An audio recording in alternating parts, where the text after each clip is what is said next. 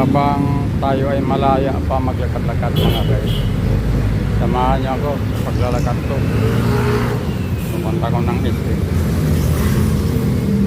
Nagkikita ko sa mga balita tungkol sa Israel at Iran.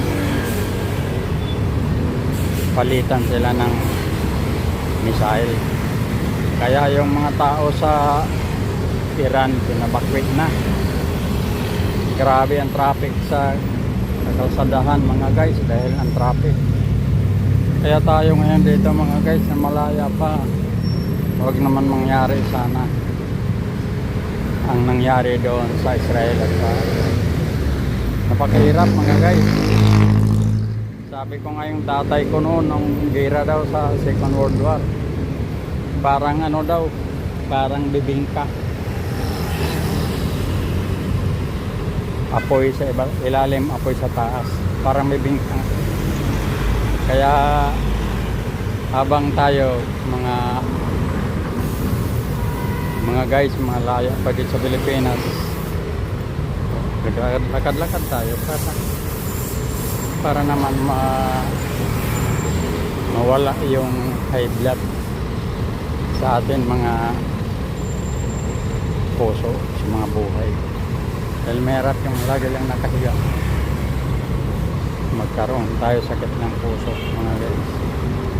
Kaya maganda na yung maglakad-lakad dahil ang bansang Israel at Iran ay nagkagirian ngayon mga guys.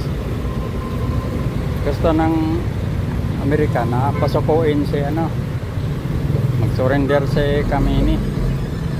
Ayaw naman mga guys mag-surrender. Siyempre parehas yan, malaki nga yung bansa ng Iran eh.